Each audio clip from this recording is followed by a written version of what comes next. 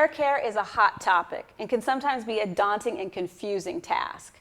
Today, via Skype, we have Patrice Yersick of Afrobella.com answering questions on child hair care best practices. Hey Patrice, how are you doing?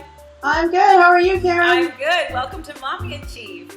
Thank you for having me. Yeah, thank you for being here. So look, Patrice, right now or lately in the media, we've heard a lot about harsher hair treatments and weaves. They've been getting a lot of attention. What are your thoughts really on what's too harsh for kids? How much is too much? Well, I mean, for my particular experience, my mom took me to get my hair relaxed when I was 6 years old. And I think that's too young. That's not even what's recommended on the boxes. They say don't go as young as that. And I see girls, who are younger. I remember seeing a 4-year-old girl who had her hair was super long, but it was so thin you could see her scalp. Oh.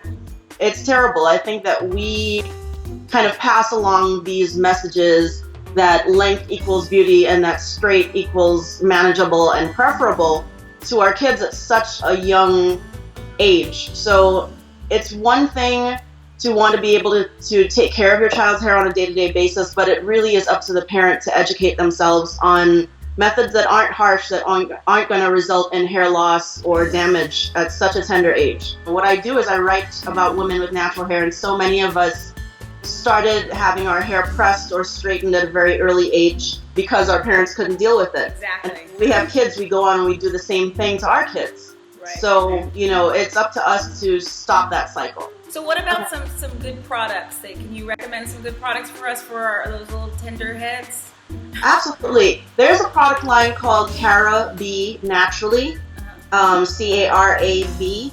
And currently they're online and their products are great. They're very gentle for kids and they're about to be in Target, which is huge. Oh, that's fantastic. Yeah, I think January they're about to be in select Target stores and you can find out through their website. But if going to a Target now or going to a Walgreens or a CVS now is like, there's so many more products. It used to be just like, Blue Magic and just for me. And now it's like there's products that are made for this kind of texture, that are mass marketed. So I think that it's really important also to reinforce to your kids that they're going to get these messages from the rest of society that their hair is not conventional or whatever. So, buying books that, let them know that their hair is beautiful too. If you go on Amazon, there's a bunch of great children's books.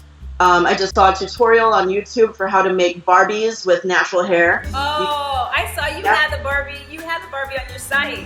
I did, exactly. And that's just like a big old fro.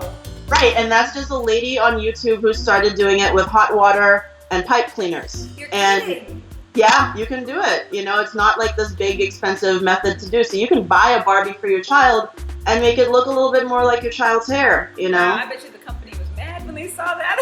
Probably, they're like, we should have thought of that. One of the reasons that hair care can be such a big deal with our kids is it can feel like their hair is an extension of themselves or is part of them and their identity. So I think that the book suggestions you're making are great. And then I guess any other kind of affirmations or like you said, the spa, kind of a Sunday spa day, anything else to kind of reinforce a positive attitude about themselves and their hair? Absolutely. Earlier this year, Sesame Street introduced a character who was a little Muppet who had natural hair, and there was a cute video to go with it about loving your hair. Yes, if your little girl saw that and loved that, then there's actually merchandise to go with it. There's a bunch of really cute I Love My Hair Muppet t-shirts on the website.